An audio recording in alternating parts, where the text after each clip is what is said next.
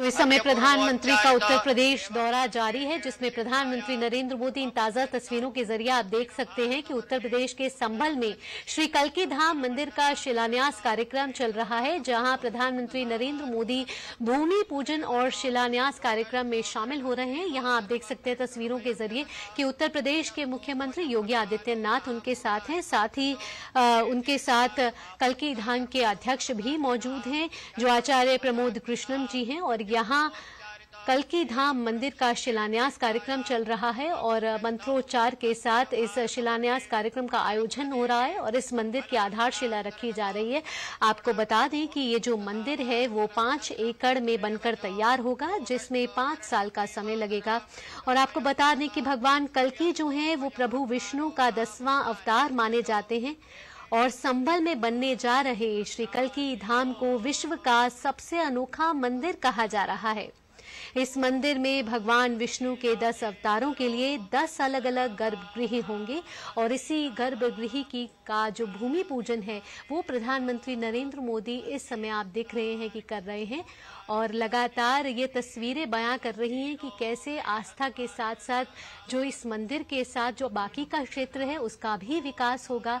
हमने देखा कि कैसे राम मंदिर के प्राण प्रतिष्ठा के बाद अयोध्या नगरी जो है वो आस्था नगरी के साथ साथ अर्थव्यवस्था के तौर पर भी मजबूत हो रही है। और आज जो प्रधानमंत्री का उत्तर प्रदेश दौरा है वो ये दर्शा रहा है कि जब कल्की धाम मंदिर तैयार होगा उसके साथ साथ जो आसपास का क्षेत्र है उसका भी चौतरफा विकास होगा।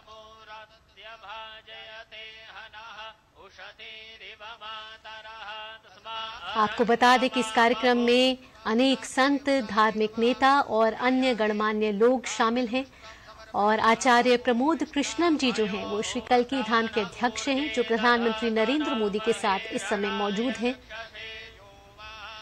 लगातार मंत्रोच्चार के साथ प्रधानमंत्री नरेंद्र मोदी पूजा अर्चना में शामिल होकर श्री कल्की धाम मंदिर का आधारशिला रख रहे हैं।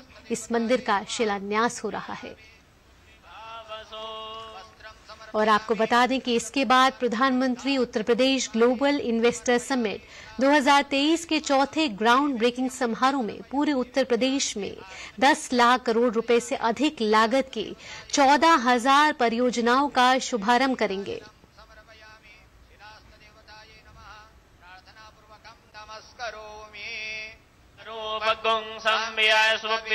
कल्की धाम मंदिर संभल के एकारा कंभो इलाके में बनने जा रहा है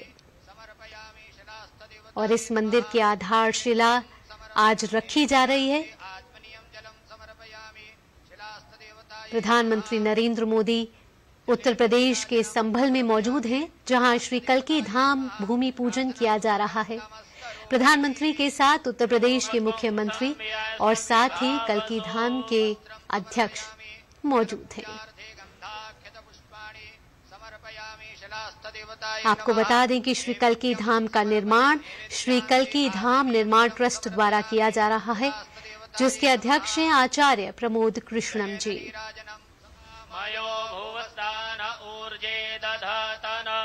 कल्की मंदिर विष्णु के 10वें और आखिरी अवतार कल्की को समर्पित है। सनातन धर्म में मान्यता है कि कलयुग के अंत में विष्णु भगवान कल्की रूप में प्रकट होंगे। इस लिहाज से ये मंदिर दुनिया भर में एक अनोखा मंदिर माना जाएगा। 5 एकड़ में बनकर तैयार होगा ये मंदिर और इस मंदिर में भगवान विष्णु के 10 अवतारों के लिए 10 अलग अलग गर्भगृह बनाए जाएंगे।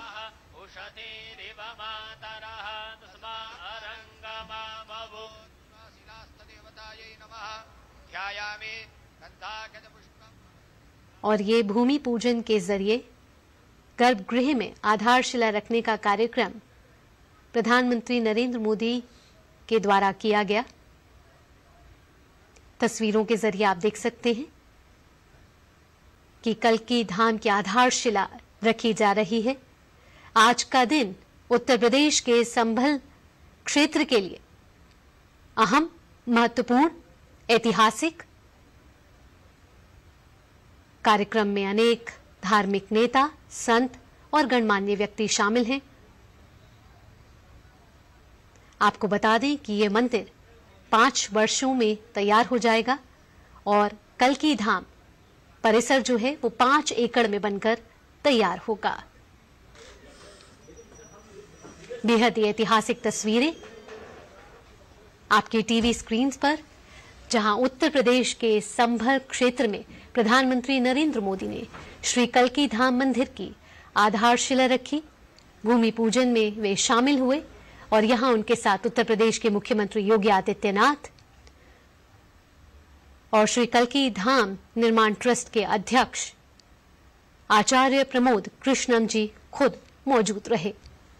आपको बता दें कि आचार्य प्रमोद कृष्णम जी ने प्रधानमंत्री नरेंद्र मोदी को इस कार्यक्रम में शामिल होने का न्योता दिया था, जिसे प्रधानमंत्री ने स्वीकार किया और आज उत्तर प्रदेश के लिए एक महत्वपूर्ण दिन है।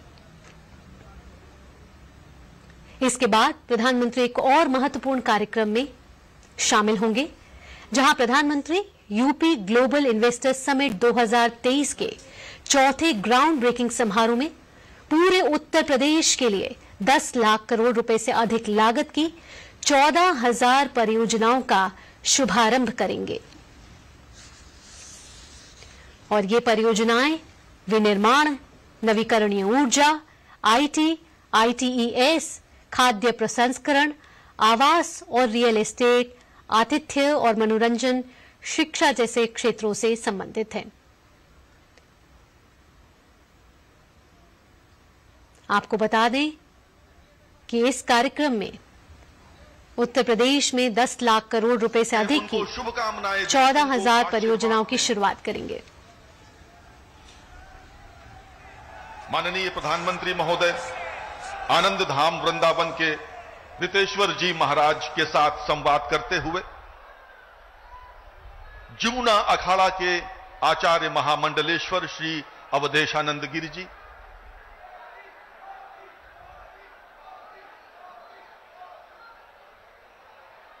पूज्यपाद श्री कैलाशानंद गिरि जी, सहृदय माननीय प्रधानमंत्री सहृदयता के साथ संवाद कर रहे हैं। आज का दिन उत्तर प्रदेश के लिए आध्यात्मिक और आर्थिक दृष्टि से महत्वपूर्ण है। सभी का अभिवादन कर रहे हैं भारत के यशस्वी प्रधानमंत्री माननीय श्री नरेंद्र मोदी जी। संभल में सभी संतों को प्रणाम करते हुए, उपस्थित जन समुदाय का अभिवादन करते हुए, और सबसे पहले मैं अनुरोध करूंगा, माननीय प्रधानमंत्री महोदय का आगमन उत्तर प्रदेश में हुआ है। मैं उत्तर प्रदेश के माननीय मुख्यमंत्री श्री योगी आदित्यनाथ जी से अनुरोध करता हूं, कृपया माननीय प्रधानमंत्री जी का स्वागत करें।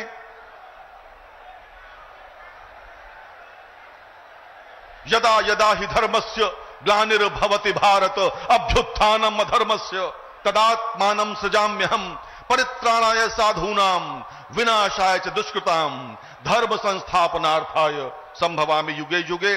और इसी के साथ अब मैं अनुरोध करूंगा श्री कल्की पीठाधीश्वर आचार्य प्रमोद कृष्णम जी से, पूज्यपाद श्री अवधेशानंद गिरि जी से, पूज्यपाद श्री कैलाशानंद गिरि जी से और सद्गुरु रितेश्वर जी महाराज से कृपया माननीय प्रधानमंत्री महोदय का अंग वस्त्र पहनाकर सम्मान करें। आपकी तालियां रुकनी नहीं चाहिए मित्रों। ये अभूतपूर्व दिन है, अविस्मरणीय दिन है, जब संभल में माननीय प्रधानमंत्री पूज्य संतों के साथ यहां मंच पर हैं और उनका सम्मान हो रहा है। जिस देश में संत स्वयं सम्मान करें, वहां के शासक का क्या ही अद्भुत दृश्य है मित्रों। तालियां बहुत कमजोर है, संभल इतना कमजोर तो नहीं है। संभल क्या इतना कमजोर है?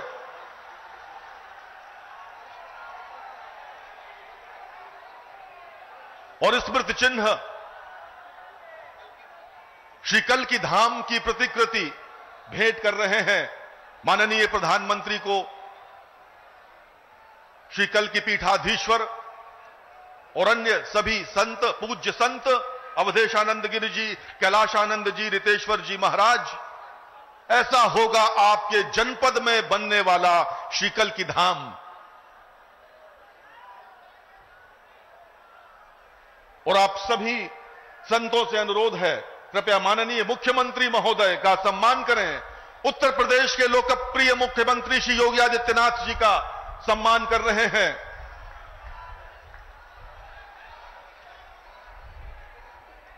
इतिहास साक्षी है, संतों ने ही हिंदुत्व को सजोया है, अपनी अस्थियों का धागा बना शास्त्र ज्ञान को पिरोया है। और अब मैं अनुरोध करूंगा श्री कल की पीठाधीश्वर आचार्य प्रमोद कृष्णम जी से कृपया स्वागत भाषण के लिए पधारें। श्री कल की पीठाधीश्वर।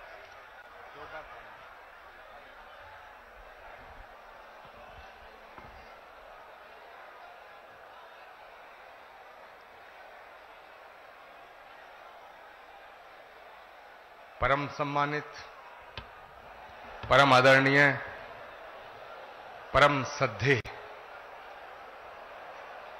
भारत के यशस्वी, तेजस्वी, ओजस्वी और तपस्वी प्रधानमंत्री श्री नरेंद्र मोदी जी का इस कल की धाम की पावन धरा पे मुझे स्वागत करने के लिए कहा गया है। माननीय प्रधानमंत्री जी, जिंदगी में कभी कभी ऐसे पल आते हैं जब शब्द खो जाते हैं, वाणी थम जाती है। शबरी के पास बेर थे, विदुर के पास साग था, लेकिन हमारे पास तो आपका स्वागत करने के लिए सिवाय भावनाओं के, पुष्पों के कुछ भी नहीं है, कुछ भी नहीं है।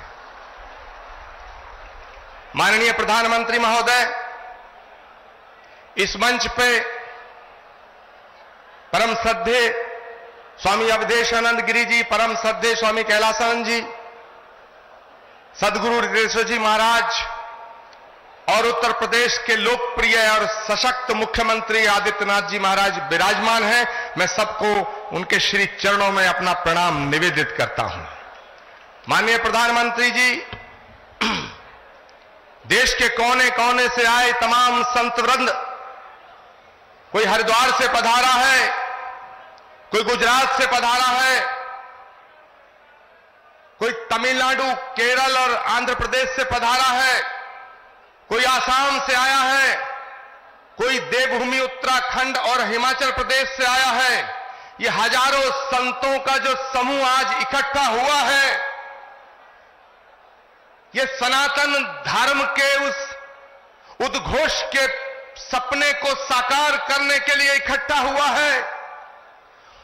वो सपना जो 18 वर्ष पूर्व एक संकल्प के रूप में हमने देखा था, वो सपना जो ऋषि मुनि महात्माओं ने, त्यागी तपस्वियों ने आदिकाल से लेकर आज तक देखा कि पुराणों का उद्घोष है कि जब जब धरती पे अधर्म बढ़ता है, सज्जनता पर खतरा उमड़ता है। भगवान कृष्ण का गीता में उद्घोष है कि परित्राणाय साधूनां विनाशाय च दुष्कृताम धर्म संस्थापनार्थाय संभवामि युगे युगे यदा यदा ही धर्मस्य ग्लानिर्भवति भारत अभ्युत्थानम् अधर्मस्य तदात्मानं सृजामहम्। भगवान कृष्ण का जो गीता में उद्घोष है, श्रीमद् भागवत के 12वें स्कंद में उल्लेखित है कि जब धरती पर, धरा पर पाप बढ़ जाएगा, अधर्म बढ़ जाएगा, तो उस अधर्म का नाश करने के लिए, धर्म की पुनर्स्थापना करने के लिए भगवान हर युग में आया है और हर युग में आएगा। इसीलिए संस्कृत का श्लोक श्रीमद् भागवत में संभल ग्राम मुखस्य ब्राह्मणस्य महात्मना भवने विष्णु यशस्य कल की प्रादुर्भविष्यति। इसका मतलब है कि भगवान त्रेता में राम के रूप में अयोध्या में आए, द्वापर में कृष्ण के रूप में मथुरा में आए और भगवान कलयुग में श्री कल की निष्कलंक के रूप में इसी धरा पर अवतरित होंगे। माननीय प्रधानमंत्री जी महोदय, भगवान मौजूद है। के स्वागत के लिए, अभिनंदन के लिए संभल, अमरोहा, मुरादाबाद और आसपास के जनपदों से सभी उपस्थित बहनों और भाइयों, आज आदरणीय प्रधानमंत्री जी का भगवान विष्णु के 200वें अवतार की जो ये भावी भूमि होने जा रही है, संभल जनपद में आगमन हुआ है। इस अवसर पर आदरणीय प्रधानमंत्री जी का मैं उत्तर प्रदेश वासियों की ओर से हृदय से स्वागत करता हूं, अभिनंदन करता हूं।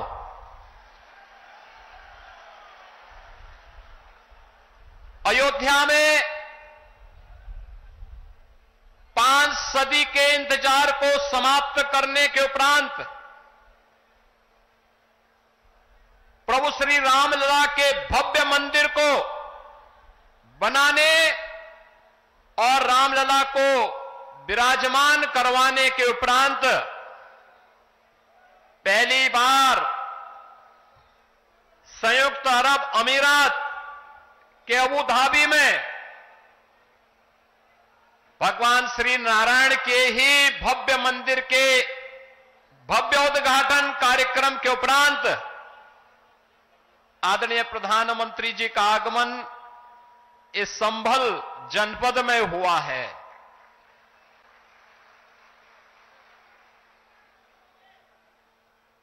बहनों और भाइयों, हम सबको इस बारे में देखना होगा। पिछले 10 वर्षों में हमने एक भारत का दर्शन किया है, एक नया भारत है, जिस नए भारत में हर नागरिक को सुरक्षा भी है और राष्ट्र को समृद्धि के नए सोपान तक पहुंचाने का संकल्प भी है।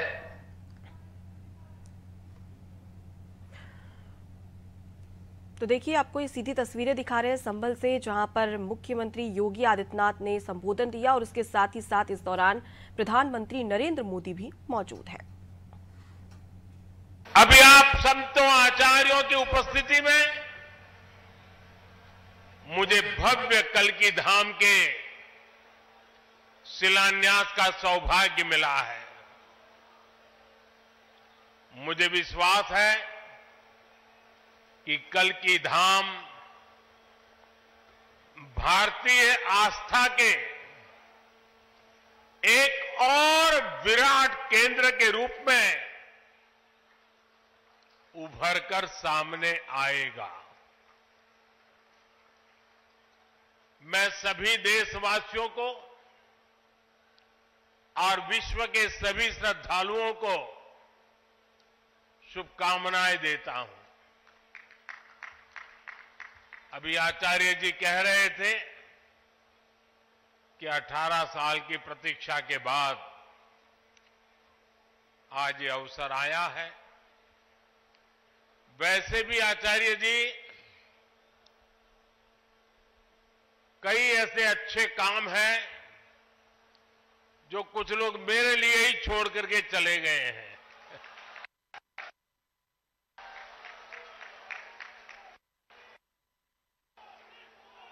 और आगे भी जितने अच्छे काम रह गए हैं ना, उसके लिए बस ये संतों का, जनता जनार्दन का आशीर्वाद बना रहे, उसे भी पूरे करेंगे। साथियों, आज छत्रपति शिवाजी महाराज की जन्म जयंती भी है। ये दिन इसलिए और पवित्र हो जाता है और ज्यादा प्रेरणादायक हो जाता है। आज हम देश में जो सांस्कृतिक पुनरोदय देख रहे हैं,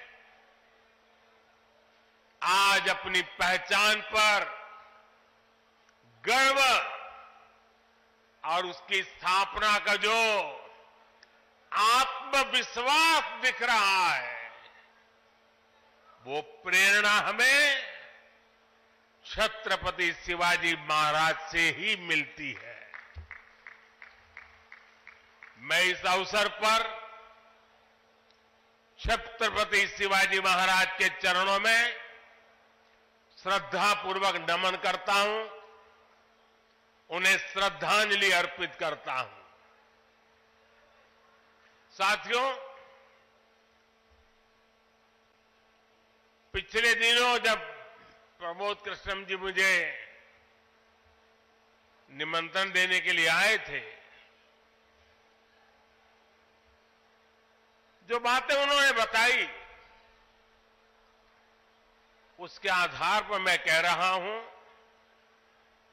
कि आज जितना आनंद उनको हो रहा है, उससे अनेक गुना आनंद उनकी पूज्य माता जी की आत्मा जहां भी होगी उनको होता होगा।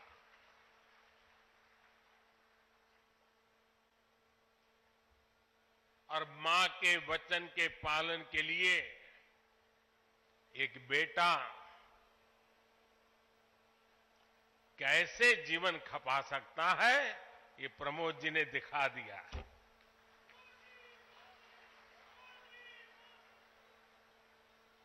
प्रमोद कृष्णम जी बता रहे थे कि कई एकड़ में फैला ये विशाल धाम कई मायनों में विशिष्ट होने वाला है। एक ऐसा मंदिर होगा, जैसा मुझे उन्होंने पूरा समझाया अभी, जिसमें 10 गर्भगृह होंगे और भगवान के सभी 10 अवतारों को विराजमान किया जाएगा। 10 अवतारों के माध्यम से हमारे शास्त्रों ने केवल मनुष्य ही नहीं बल्कि अलग अलग स्वरूपों में ईश्वरीय अवतार को प्रस्तुत किया गया है। यानी हमने हर जीवन में ईश्वर की ही चेतना के दर्शन किए। हमने ईश्वर के स्वरूप को सिंह में भी देखा, वराह में भी देखा और कच्छप में भी देखा। इन सभी स्वरूपों की एक साथ स्थापना हमारी मान्यताओं की व्यापक छवि प्रस्तुत करेगी। ये ईश्वर की कृपा है कि उन्होंने इस पवित्र यज्ञ में मुझे माध्यम बनाया है, इस शिलान्यास का अवसर दिया है। और अभी जब वो स्वागत प्रवचन कर रहे थे तब उन्होंने कहा कि हर किसी के पास कुछ न कुछ देने को होता है, मेरे पास कुछ नहीं है, मैं सिर्फ भावना व्यक्त कर सकता हूं। प्रमोद जी, अच्छा हुआ कुछ दिया नहीं, वरना जमाना ऐसा बदल गया है कि अगर आज के युग में सुदामा श्री कृष्ण को एक पोटली में चावल देते, वीडियो निकल आती, सुप्रीम कोर्ट में पीआई हो जाती और जजमेंट आता कि भगवान कृष्ण को भ्रष्टाचार में कुछ दिया गया और भगवान कृष्ण भ्रष्टाचार कर रहे थे। इस व्यक्त में हम जुगर रहे और इसे अच्छा है कि आपने भावना प्रकट की और कुछ दिया नहीं।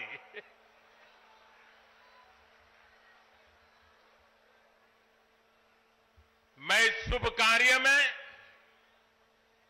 अपना मार्गदर्शन देने के लिए पधारे सभी संतों को भी नमन करता हूं। मैं आचार्य प्रमोद कृष्णम जी को भी बधाई देता हूं। साथियों, आज संबल में हम जिस अवसर के साक्षी बन रहे हैं ये भारत के सांस्कृतिक नवजागरण का एक और अद्भुत क्षण है। अभी पिछले महीने ही 22 जनवरी को देश ने अयोध्या में 500 साल के इंतजार को पूरा होते देखा है। राम लला के विराजमान होने का वो अलौकिक अनुभव, वो दिव्य अनुभूति अब भी हमें भावुक कर जाती है। इसी बीच हम देश से सैकड़ों किलोमीटर दूर अरब की धरती पर अबू धाबी में पहले विराट मंदिर के लोकार्पण के साक्षी भी बने हैं। पहले जो कल्पना से भी परे था, अब वो हकीकत बन चुका है। और अब हम यहां संभल में भव्य कल्कि धाम के शिलान्यास के गवाह बन रहे हैं। भाई और बहनों, एक के बाद एक ऐसे आध्यात्मिक अनुभव, सांस्कृतिक गौरव के ये पल हमारी पीढ़ी के जीवन काल में इसका आना, इससे बड़ा सौभाग्य क्या हो सकता है। इसी कालखंड में हमने विश्वनाथ धाम के वैभव को काशी की धरती पर देखा है, निखरता हुआ देखा है। इसी कालखंड में हम काशी का कायाकल्प होते देख रहे हैं। इसी दौर में महाकाल के महालोक की महिमा हमने देखी है। हमने सोमनाथ का विकास देखा है, केदार घाटी का पुनर्निर्माण देखा है। हम विकास भी, विरासत भी, इस मंत्र को आत्मसात करते हुए चल रहे हैं। आज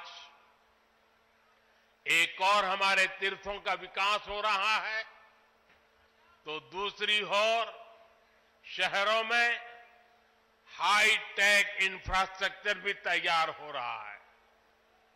आज अगर मंदिर बन रहे हैं तो देश भर में नए मेडिकल कॉलेज भी बन रहे हैं। आज विदेशों से हमारी प्राचीन मूर्तियां भी वापस लाई जा रही है और रिकॉर्ड संख्या में विदेशी निवेश भी आ रहा है। ये परिवर्तन प्रमाण है साथियों, और प्रमाण इस बात का है, समय का चक्र घूम चुका है। एक नया दौर आज हमारे दरवाजे पर दस्तक दे रहा है। ये समय है हम उस आगमन का दिल खोलकर स्वागत करें। इसलिए मैंने लाल किले से देश को विश्वास दिलाया था, यही समय है, सही समय है। साथियों, जिस दिन अयोध्या में राम मंदिर की प्राण प्रतिष्ठा हुई थी, तब मैंने एक और बात कही थी। 22 जनवरी से अब नए काल काल चक्र की शुरुआत हो चुकी है। प्रभु श्री राम ने जब शासन किया तो उसका प्रभाव हजारों वर्ष तक रहा।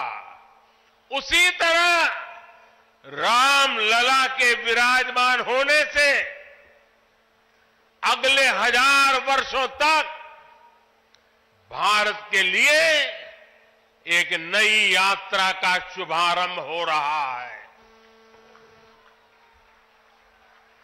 अमृत काल में राष्ट्र निर्माण के लिए पूरी सहस्त्र शताब्दी का यह संकल्प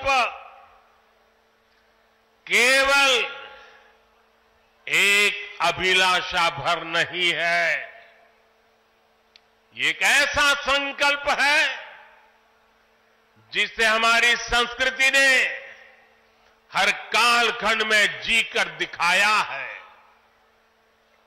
भगवान कल्कि के विषय में आचार्य प्रमोद कृष्णम जी ने गहरा अध्ययन किया है।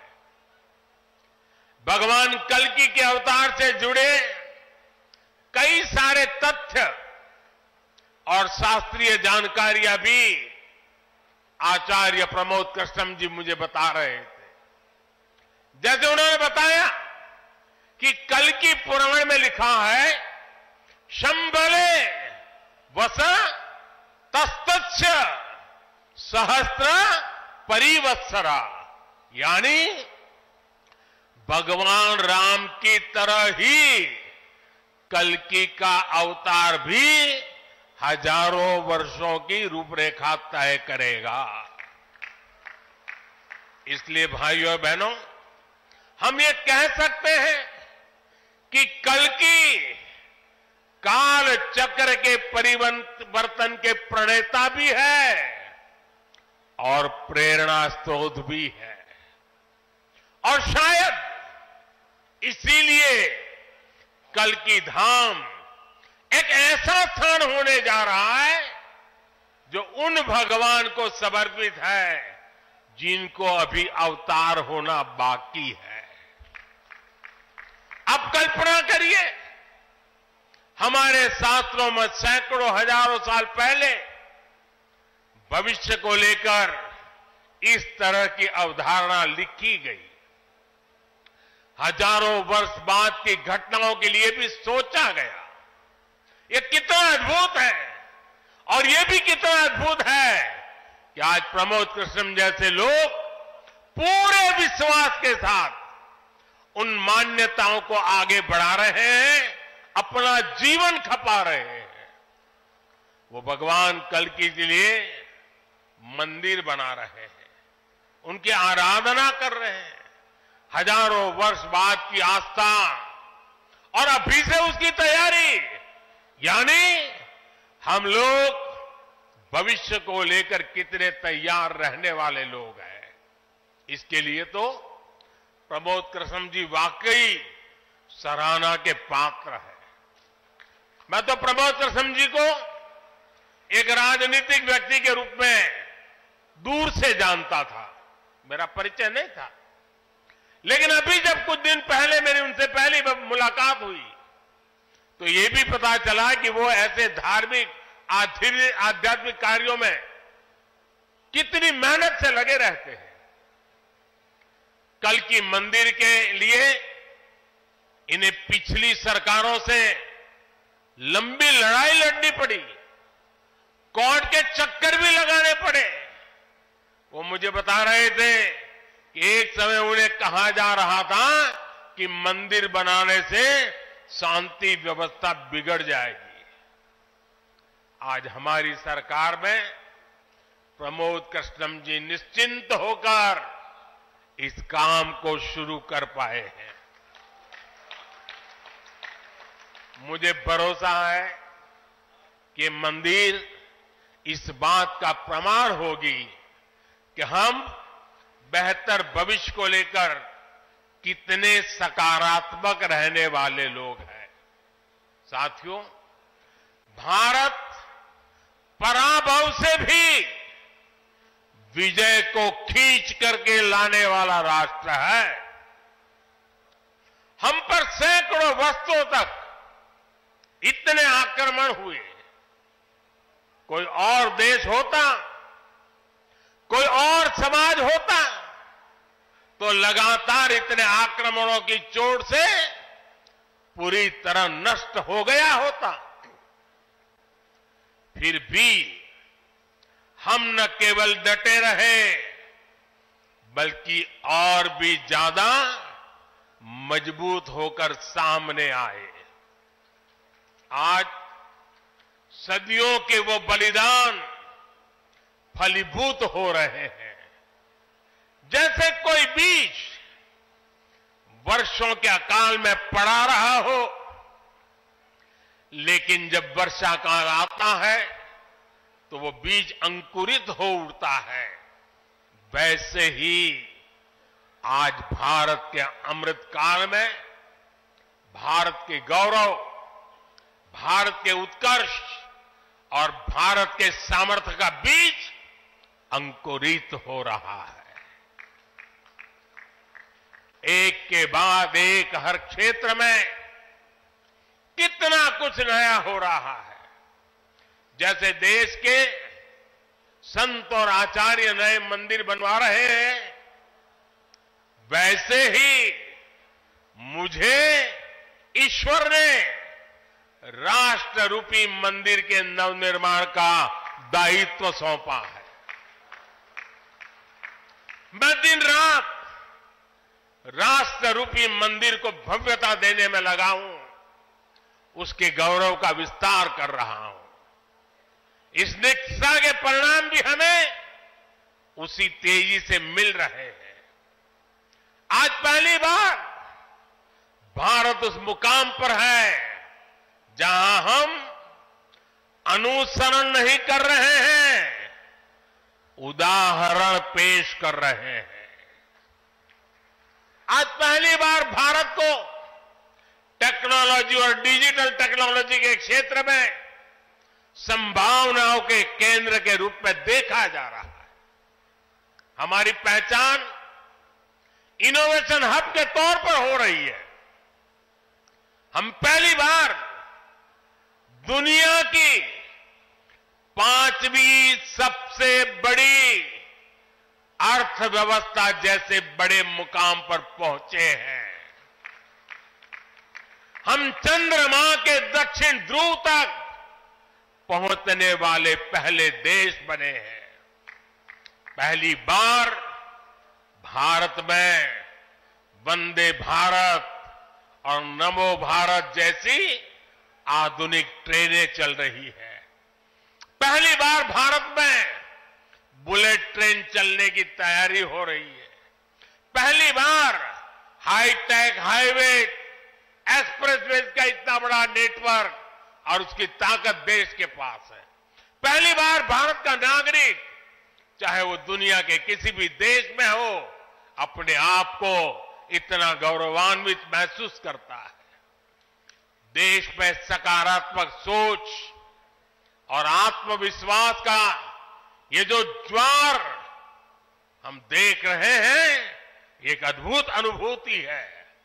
इसलिए आज हमारी शक्ति भी अनंत है और हमारे लिए संभावनाएं भी अपार है।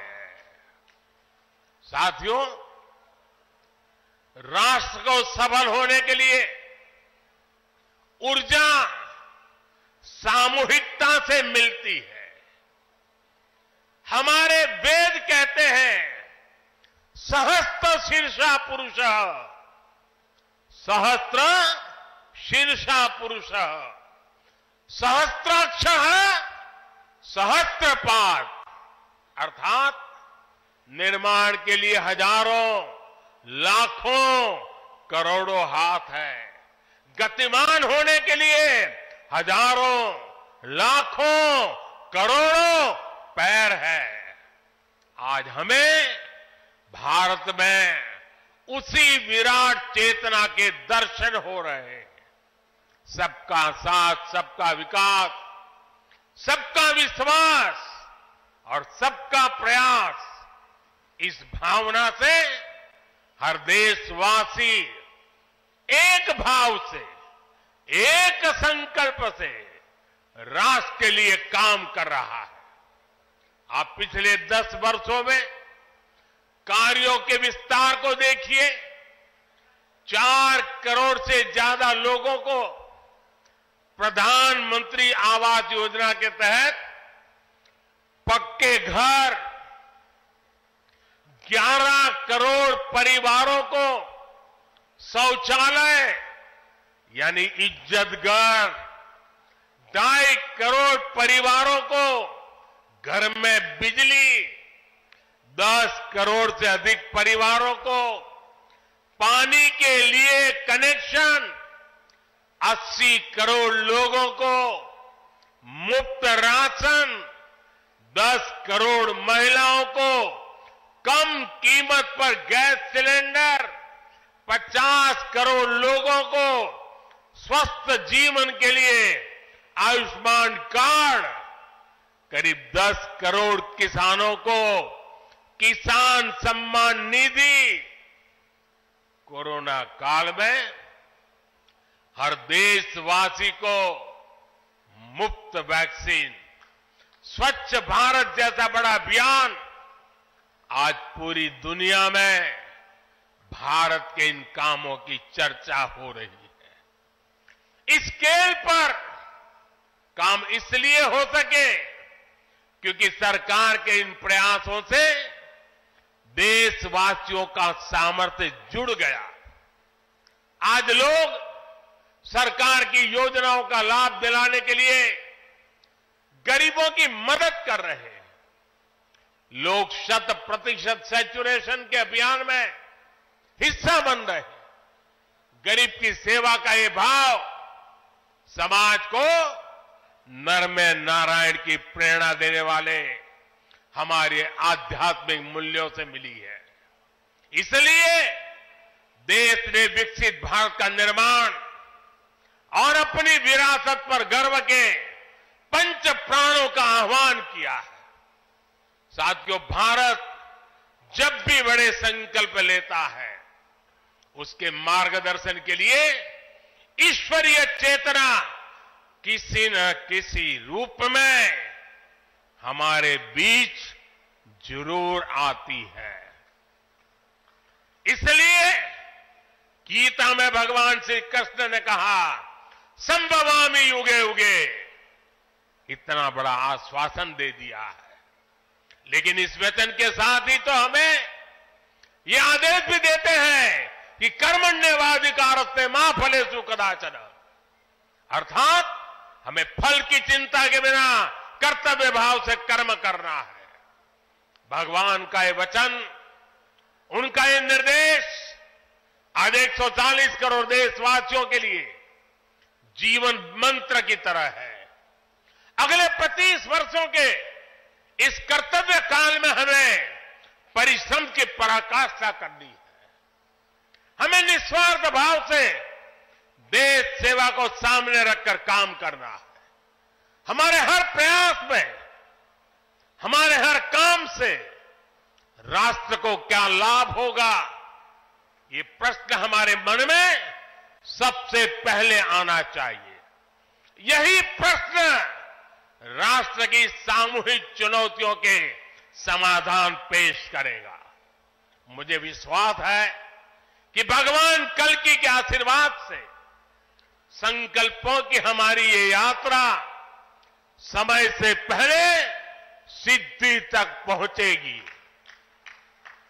हम सशक्त और समर्थ भारत के सपने को 100% पूरा होता देखेंगे। इसी की कामना के साथ आप सभी का मैं बहुत बहुत धन्यवाद करता हूं और इस भव्य आयोजन के लिए और इतनी बड़ी तादाद में संतों के आशीर्वाद प्राप्त करने के लिए मैं हृदय से प्रणाम करते हुए अपनी वाणी को विराम देता हूं। मेरे साथ बोले, भारत माता की, भारत माता की, भारत माता की। बहुत बहुत धन्यवाद।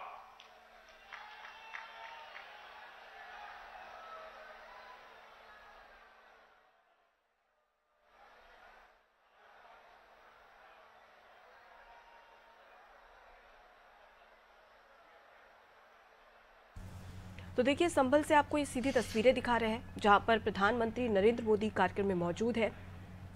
कल्की धाम भूमि पूजन और शिलान्यास कार्यक्रम में प्रधानमंत्री नरेंद्र मोदी मौजूद थे, जहां पर उन्होंने जनता को